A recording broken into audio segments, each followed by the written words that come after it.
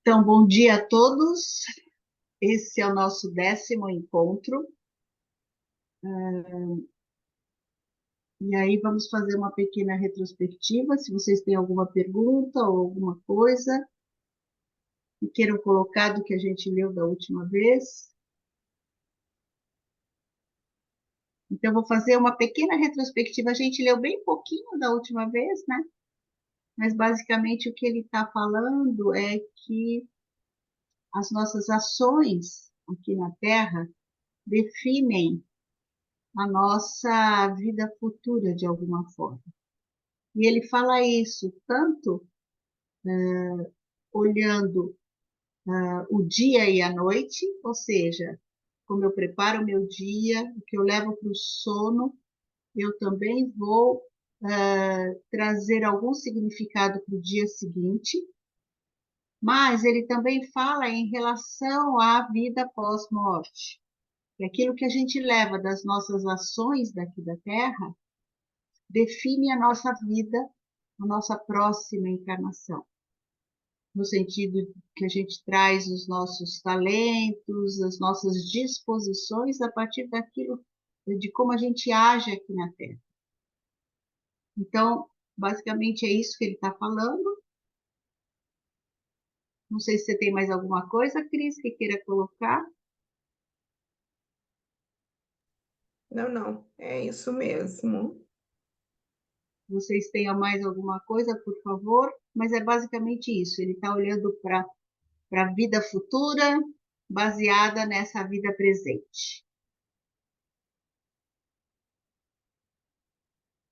Vamos continuar a leitura, então? Nós estamos na página 69, no comecinho dela. Assim, o sono é uma imagem adequada para a morte, porque durante o sono, o homem se acha subtraído ao cenário em que seu destino está à sua espera. Enquanto ele dorme, os eventos desse campo de ação seguem seu caminho. Por certo tempo, não se tem nenhuma influência sobre essa marcha. Apesar disso, todo o desenrolar de nossa vida num novo dia depende dos efeitos das ações do dia anterior. Realmente, todas as manhãs nossa personalidade se encarna de novo em nosso mundo das ações. O que estava separado de nós durante a noite fica como que nos envolvendo durante o dia todo. O mesmo se dá com as ações realizadas nas encarnações anteriores do homem. Elas estão vinculadas a ele como seu destino, da mesma forma como a vida em cavernas tenebrosas fica vinculada aos animais, que, fazendo delas seu habitat, perderam a visão. Assim como esses animais só podem viver no meio ao qual se transferiram, o espírito humano só pode viver no ambiente que ele próprio criou por suas ações. O curso direto dos acontecimentos é que faz com que, pela manhã, eu me depare com a situação que eu próprio criei no dia precedente. O fato de, ao me reencarnar, eu encontrar um ambiente correspondente aos resultados de minhas ações numa vida anterior, decorre da afinidade do meu espírito reencarnado com as coisas do mundo circundante. Disso se pode ter uma ideia de como a alma está integrada ao ser do homem. O corpo físico obedece às leis da hereditariedade. O espírito humano, pelo contrário, deve encarnar-se continuamente. E sua lei consiste em transmitir os frutos das vidas passadas às vidas subsequentes. A alma vive no presente, mas esta vida no presente não é independente da vida anterior. O espírito que se encarna agora traz seu destino consigo, de suas encarnações passadas, e é esse destino que determina a vida. Que impressões a alma poderá ter? Quais desejos lhe poderão ser satisfeitos? Quais alegrias e tristezas lhe caberão? Quais pessoas entrarão em seu caminho? Tudo isso depende da natureza das ações consumadas no decurso das encarnações anteriores do espírito. As pessoas às quais a alma esteve ligada numa vida deverão ser reencontradas por ela numa vida subsequente, porque os atos ocorridos entre elas devem ter suas consequências. Tal como a alma isolada, também as almas ligadas a ela procuram reencontrar-se no mesmo período. A vida da alma é, assim, um resultado do destino que o espírito humano cria para si mesmo. Três coisas condicionam o rumo de vida de um ser humano entre o nascimento e a morte. E com isto ele é triplicemente dependente de fatores situados aquém do nascimento e além da morte. O corpo está sujeito às leis da hereditariedade. A alma está sujeita ao destino criado pelo próprio ser humano. Esse destino criado pelo homem é denominado com a antiga palavra karma. E o espírito obedece às leis da reencarnação, das repetidas vidas na Terra. Sendo assim, a relação entre corpo, alma e espírito pode ser expressa da seguinte maneira: o imperecível é o espírito. O nascimento e a morte imperam na corporalidade segundo as leis do mundo físico. A vida anímica, sujeita ao destino, serve para unir o espírito e a corporalidade durante uma vida terrena. Todos os demais conhecimentos sobre a natureza do homem pressupõem o conhecimento dos três mundos a que ele pertence. Disso trataremos no capítulo seguinte. Um pensar que se depara com os fenômenos da vida e não teme seguir, até seus últimos elos, as ideias que lhe surgem de uma vívida observação, pode chegar pela pura lógica, a ideia das repetidas vidas na Terra e as leis do destino. Assim como é verdade que ao vidente com olhos espirituais abertos às vidas anteriores, se apresentam como vivência, tal qual um livro exposto. Também é certo que a verdade de tudo isso pode resplandecer para a razão contemplativa. Tudo bem?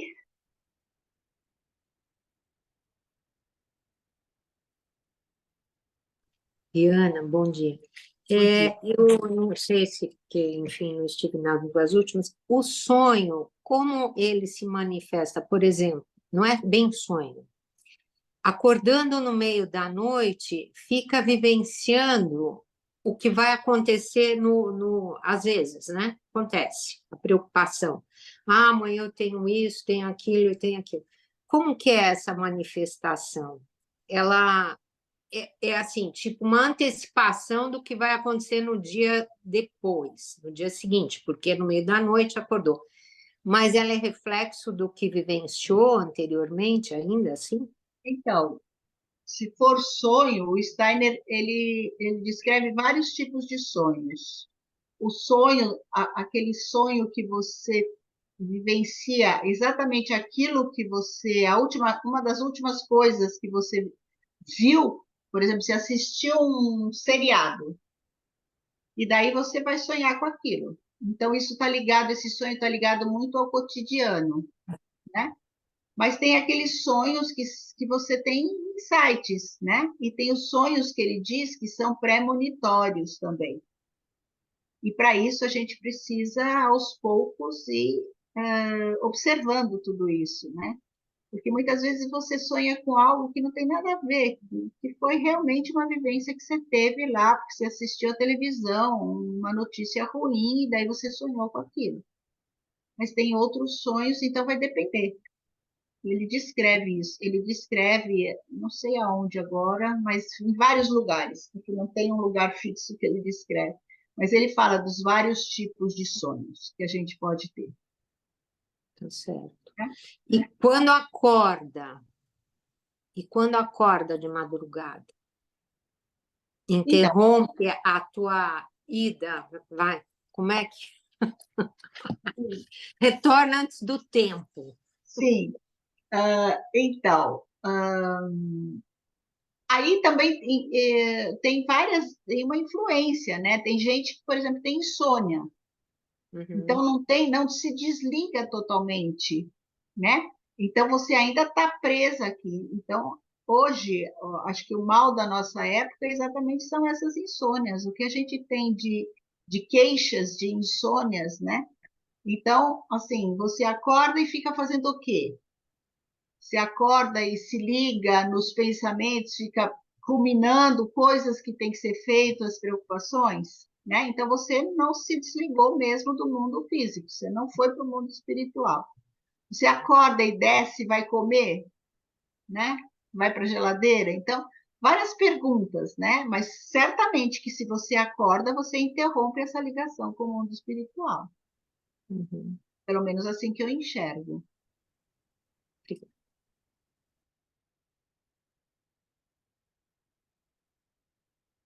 Continuamos? Helena, só para complementar, que ela estava perguntando do sono, quando você faz essa interrupção, isso, será que me veio isso à mente agora?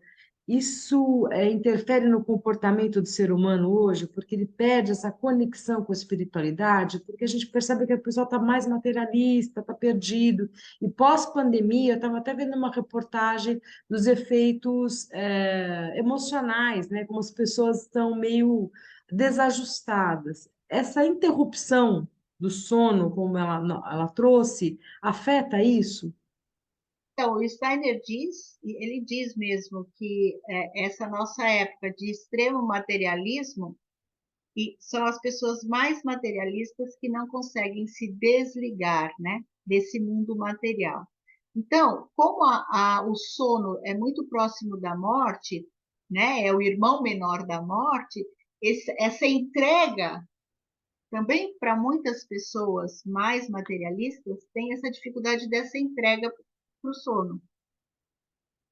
Né? Ele diz isso também, que é uma época onde vamos ter muitas insônias, em algum texto. Eu não sei aonde, mas ele diz. Então, interfere também no comportamento do ser humano essa falta de conexão com a espiritualidade. Sim, com certeza, com certeza.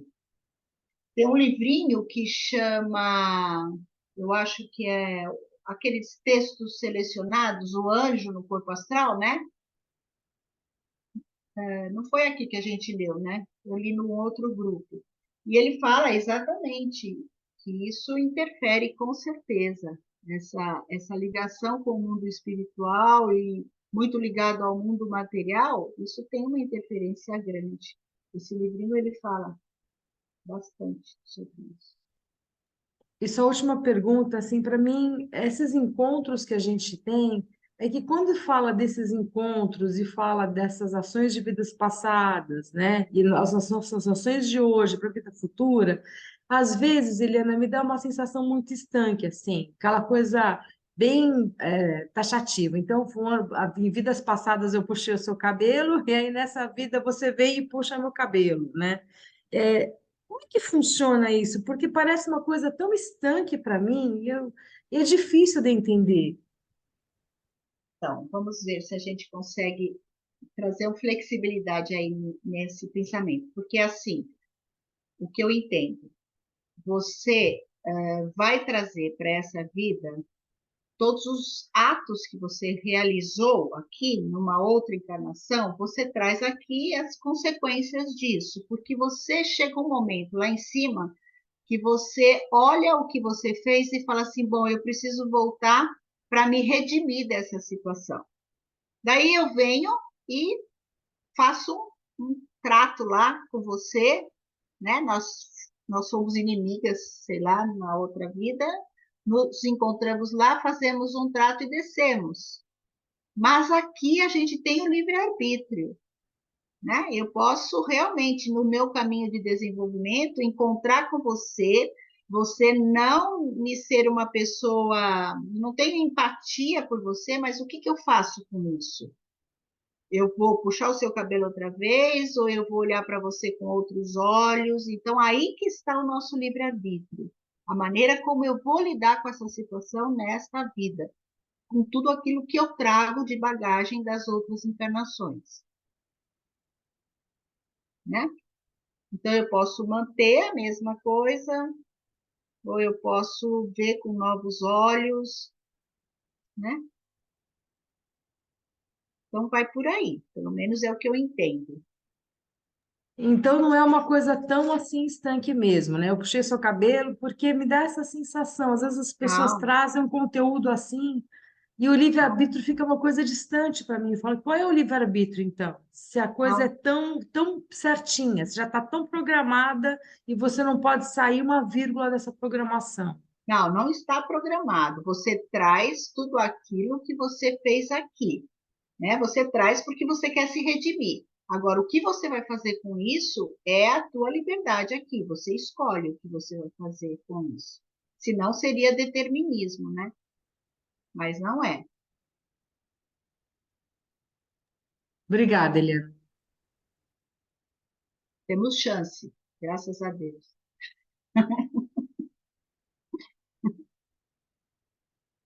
Os três mundos.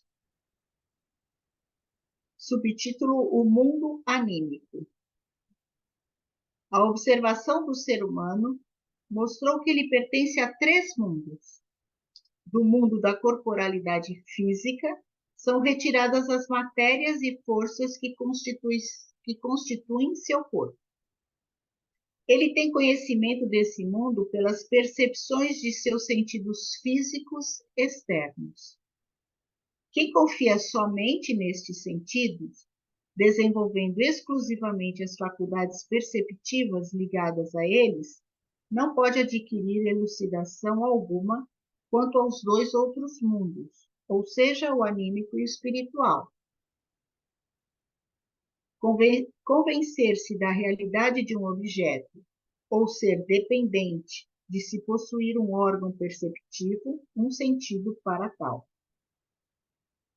Naturalmente, é fácil incorrer em mal-entendido, chamando-se os órgãos de percepção superior de sentidos espirituais, como fazemos aqui, pois quem fala de sentidos associa involuntariamente a esse termo a ideia de físico.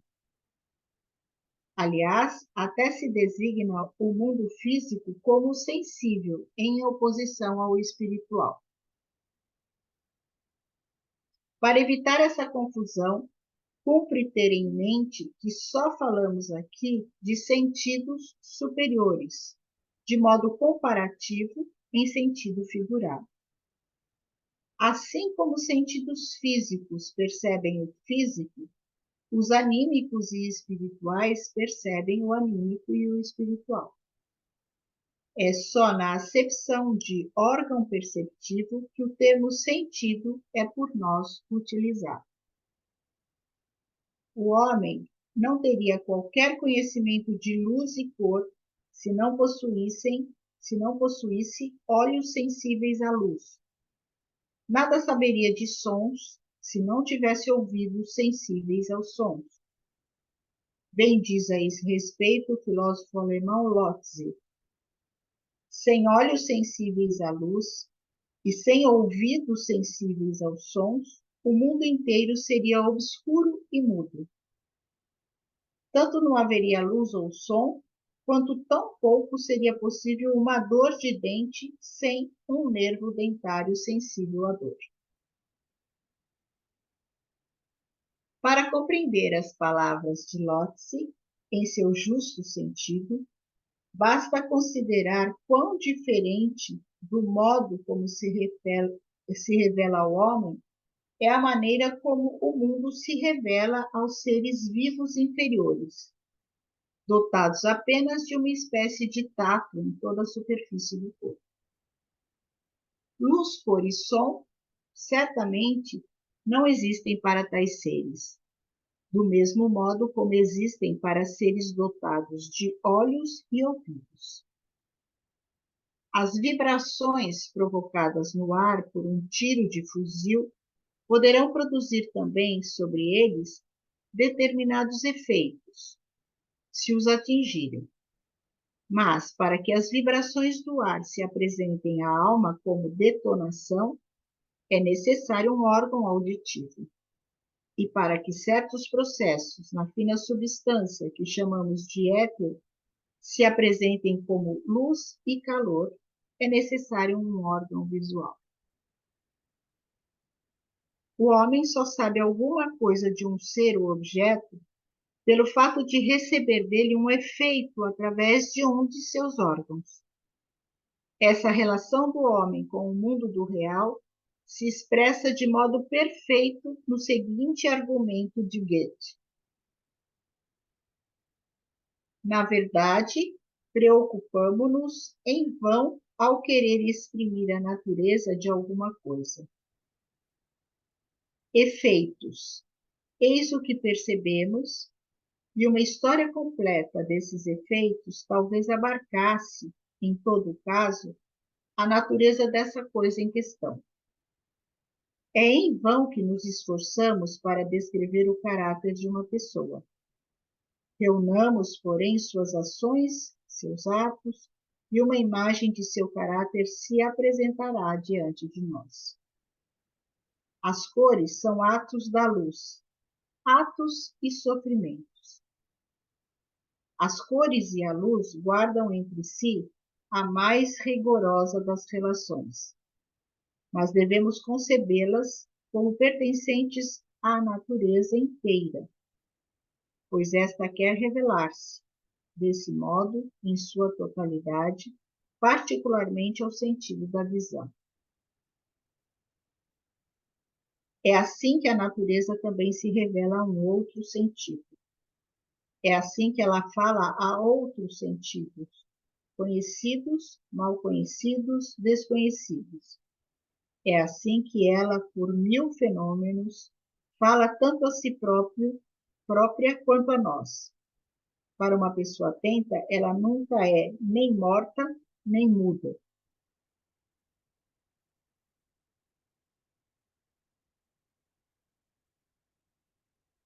Seria um erro interpretar esse argumento de Goethe como se ele estivesse negando a cognoscibilidade da essência das coisas.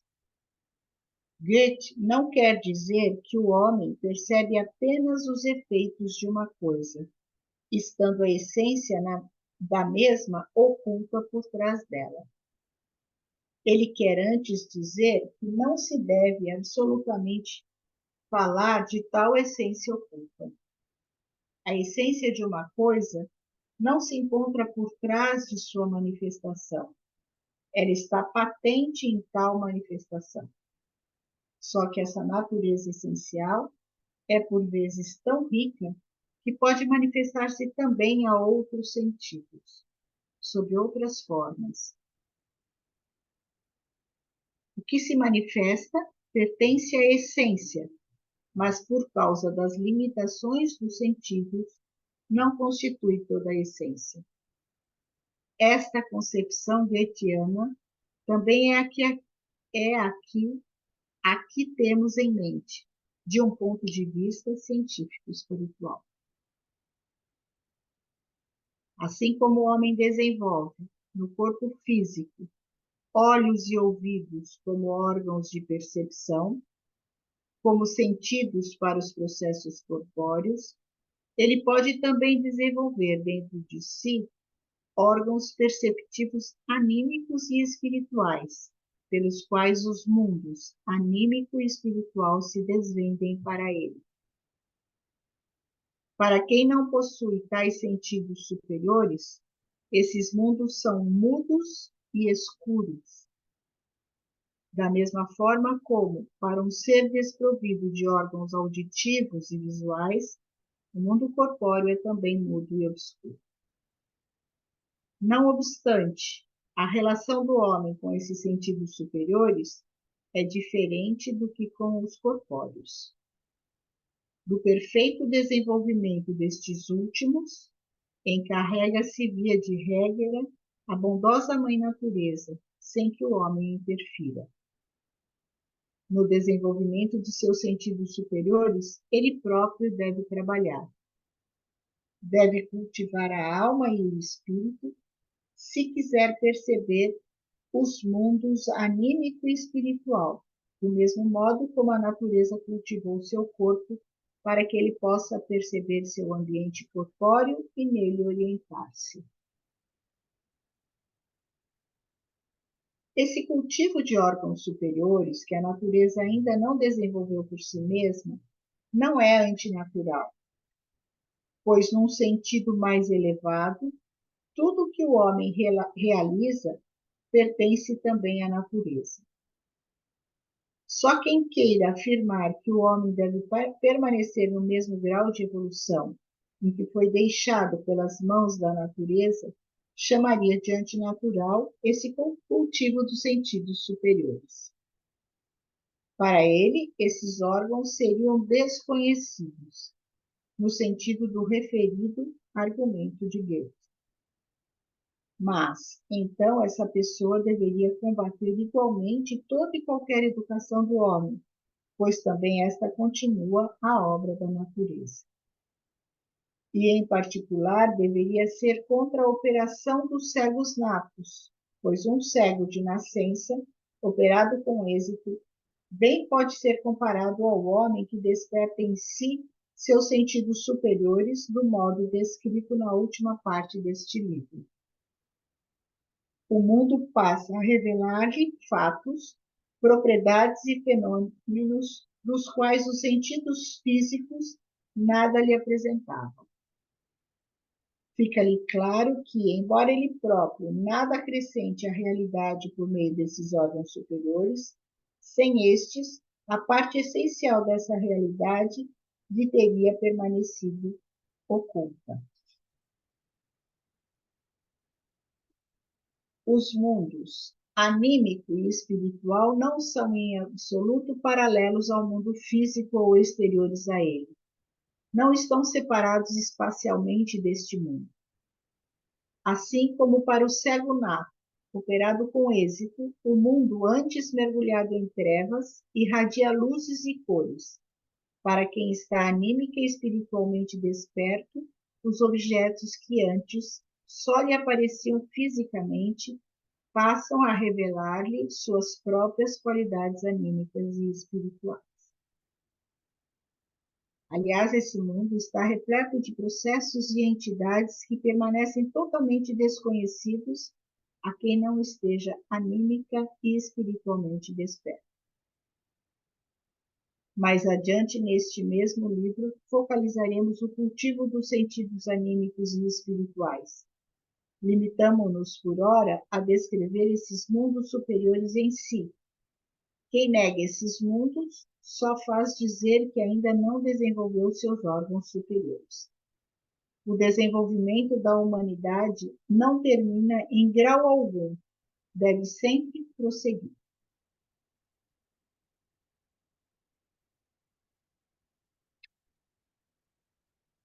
Muitas vezes se imaginam involuntariamente os órgãos superiores como sendo demasiadamente semelhantes aos físicos. Contudo, é preciso ter bem claro que se trata de formações anímicas e espirituais. Portanto, não se deve esperar que o que se percebe nos mundos superiores seja apenas uma materialidade difusa e rarefeita. Enquanto se esperar algo assim, não se chegará a nenhuma noção clara do que aqui realmente se entende por mundos superiores. Para muitas pessoas, não seria tão difícil, como realmente é, saber algo desses mundos superiores. Primeiro, naturalmente, as coisas mais elementares, se elas não imaginassem algo físico rarefeito naquilo que devem perceber. Como partem dessa premissa, via de regra, elas não querem admitir a realidade do que percebem, achando-o irreal, inaceitável, insatisfatório e etc. Certo é que os graus mais elevados da evolução espiritual são difíceis de alcançar. Mas o grau de evolução suficiente para se aceitar a natureza do mundo espiritual, o que já é muito, não seria tão difícil de atingir se as pessoas quisessem, antes de tudo, libertar-se do preconceito que consiste em imaginar o anímico espiritual como algo físico mais tênue. Tudo bem até aí?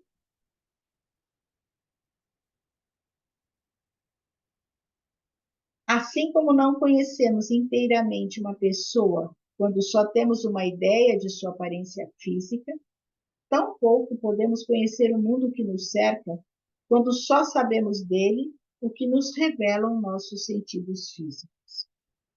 E assim como uma fotografia se torna compreensível e cheia de vida quando nos aproximamos da pessoa retratada, a ponto de reconhecer sua alma, nós só podemos compreender totalmente o mundo físico ao discernirmos seu fundamento anímico e espiritual. Por isso é conveniente aqui falarmos primeiro dos mundos superiores, do anímico e espiritual, para depois apreciarmos o mundo físico do ponto de vista da ciência espiritual.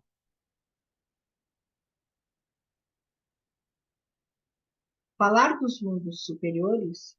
Helena, só uma perguntinha, desculpa interromper, isso tem a ver com aquele que o Steiner fala de você olhar por 12 perspectivas? Eu não lembro a expressão que se usava. Então, ele está falando dos sentidos, certamente, dos sentidos físicos, anímicos e espirituais, mas ele também está falando numa instância maior de você, lembra do livro, né, O Conhecimento dos Mundos Superiores, todos aqueles exercícios que ele deu para você chegar à cognição imaginativa, inspirativa, intuitiva, ele também está falando isso. De alguma forma, ele está falando que atrás de cada objeto existe uma ideia, né? Que é o que o Goethe fala, né? Tudo que existe no mundo tem uma ideia por trás disso, né? Então, de alguma forma, ele também está falando isso, né? Que a gente olha o relógio, né? Vê como ele funciona, mas a gente esquece que por trás desse relógio teve alguém que teve essa ideia para construir isso. Tem o relojoeiro, né? Aquele que construiu, né? Então, de alguma forma, acho que ele fala isso, dessa que a gente precisa estar acordado para observar a ideia que tem por trás dos objetos ou de tudo que existe no mundo. E o Goethe traz esse caminho, né, dessa observação, que é a observação goetheanística, né? Ele traz esse caminho. Obrigada, Helena.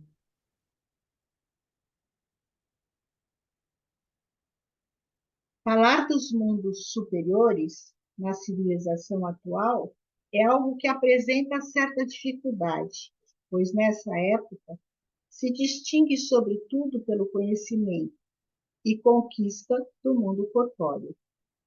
A princípio, nossas palavras receberam seu cunho e significado com relação a este mundo físico.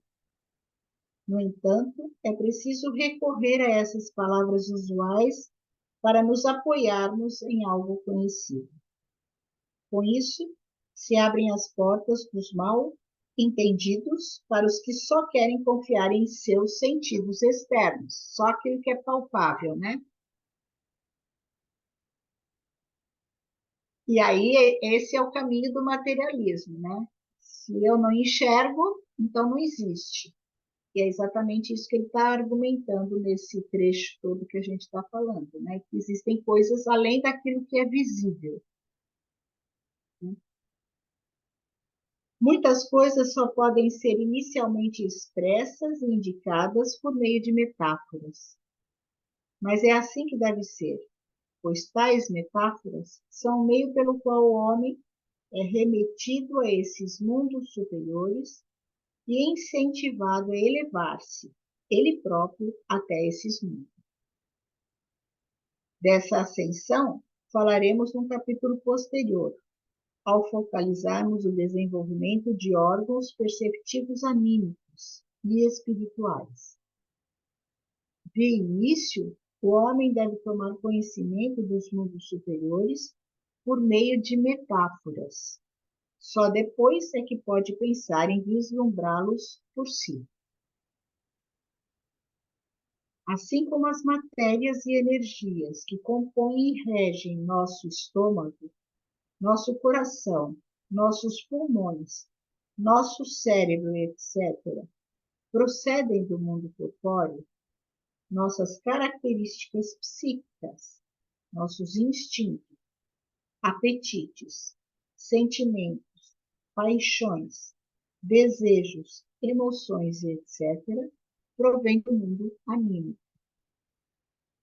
A alma do homem é parte integrante deste mundo anímico, tal como seu corpo o é do mundo físico e corpóreo.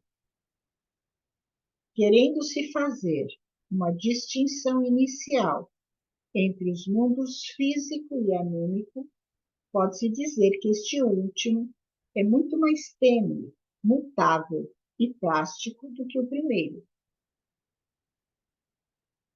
Entretanto, é preciso ter em mente que entrar no mundo anímico significa entrar num mundo completamente novo com relação ao físico.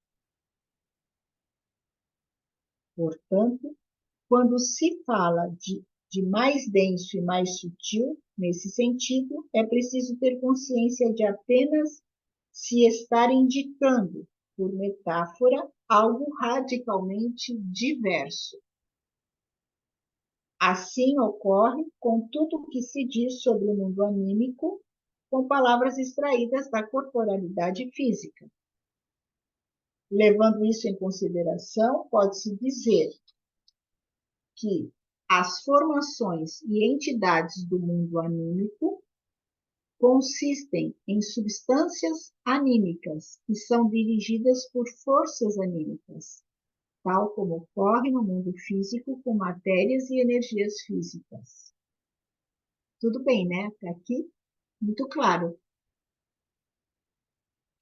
Assim como as formações corpóreas se caracterizam por extensão e movimento espaciais, os seres e entidades anímicas se caracterizam por excitabilidade e cobiça impulsiva.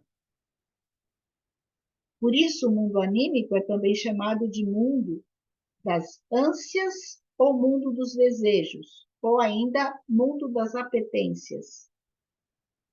Essas expressões provêm da esfera anímica do homem. Deve-se, pois, ter em mente que as coisas situadas nas partes do mundo anímico, exteriores à alma do homem, são aí tão diversas das forças anímicas quanto as matérias e energias do mundo físico exterior são das partes componentes do corpo humano físico. Impulso, desejo e apetência são termos usados para denominar a substância do mundo anímico. Chamemos essa substância de astral.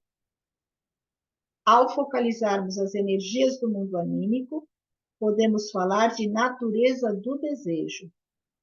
Todavia, é preciso não esquecer que, nesse plano, a distinção entre substância e energia não é tão pronunciada como no mundo físico. Um impulso tanto pode ser chamado de energia quanto de substância. Paramos aqui? Paramos aqui ou mais um pouquinho? Para aqui. É engraçado que, para mim, assim, impulso, desejo era uma coisa mais. Mas você está falando que é mais anímico, né? Está sustentado pelo corpo astral. Impulso, desejos, cobiça, paixão, tudo isso é do mundo astral. Quando a gente age baseado nesses impulsos, nessas cobiças, a gente está no astral. Não tem nada de espiritual aí. Eu estou na simpatia e na antipatia, que é algo do corpo astral. Eu estou aqui pensando, posso falar? Claro. Sobre as metáforas, né? Eu penso nas práticas da medicina tradicional chinesa, que tem muitas imagens, né? Eles trazem muitas imagens, pensando nos exercícios, tem uns nomes que trazem essas imagens, e pensando também agora nessa nova, que a neurociência traz mais dois novos sentidos, que é a interocepção, né? E a propriocepção, né? Então, acho que traduzindo aqui, trazendo mais para a Terra, né? Eu acho que cabe dentro dessa leitura aqui da alma, né? E do corpo, né? Não sei se eu acho que para mim faz bastante sentido para entender melhor aqui o que você trouxe hoje. Ah, legal. Porque a alma é que faz, então, essa relação entre aquilo que é material do corpo e aquilo que é o espiritual. Então, eu posso ter essa alma mais vinculada ao terreno, sou mais materialista, eu posso ter uma alma mais vinculada ao espiritual, né? E a alma é isso, são essas questões que nós trazemos, como ele já falou aqui, que nós trazemos das outras vidas, mas que a gente lida com isso nesse momento presente, né? Então, se eu fico nessa astralidade, né? Então, eu encontrei com você nessa vida, mas não vou com a sua cara, então eu vou ficar na astralidade e vou te rejeitar o tempo todo, vou ficar na antipatia. Mas daí eu vou com a cara da Ana Rita e eu fico só na simpatia com ela. Isso é algo astral, ficar nessas polaridades. Então, para eu dar um passo na frente, eu tenho que fazer esse caminho de autodesenvolvimento e olhar, poxa, eu não gosto da Josi, por quê? Deixa eu observar mais ela. E quando a gente faz esse exercício na vida, quando você não vai com alguém, né, que o santo não bate, a gente diz assim, o santo não bate, né? Daí a gente precisa se perguntar por que é que esse santo não bate? São coisas que a gente traz, né? Um pouco daqui e um pouco de lá. E daí, se eu observo a pessoa, se eu paro para observar essa pessoa, certamente muda o olhar, porque eu consigo olhar além daquilo, né? É mais ou menos isso que ele está falando. Então, interiormente, então, e a gente está atento ao que a gente sente, né? Então, se eu não gosto de determinada pessoa, e o que eu sinto quando eu vejo aquela pessoa, né? Internamente mesmo, né? É a minha barriga que dá um nó, é a minha garganta que aperta, é um estômago que embrulha, e observar isso, mas por quê, né?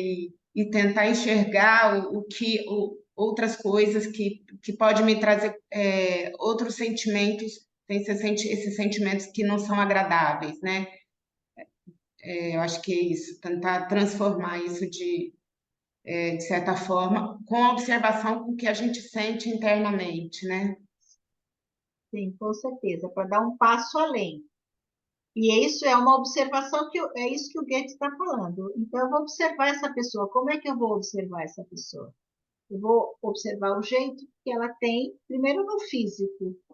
Depois eu vou tentar observar algumas outras qualidades que a barreira, se eu não gosto de você, eu já tenho uma barreira logo de cara, eu não consigo observar além. Mas se eu paro, eu posso observar outras qualidades que você tem que até agora eu não estava percebendo, né? É. Então, por isso que a responsabilidade é nossa, né? Então, tá comigo isso, né? Eu não gosto de você porque tem alguma coisa aqui comigo, né? Muito mais comigo do que com você. Não tem nada a ver com você, é comigo. Aí é o caminho de desenvolvimento. Tão simples de falar, mas tão difícil de fazer.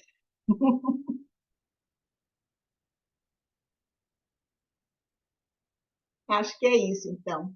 Cris, quer falar alguma coisa? Você com seus exemplos Bem maravilhosos. completado, foi bem completo, as colaborações foram ótimas. Então, nos vemos daqui 15 dias, outra vez, e vamos até o dia 4 de julho, né, Cris? Exatamente. Então, tá bom, gente. Boa quinzena Boa para quinzena. vocês.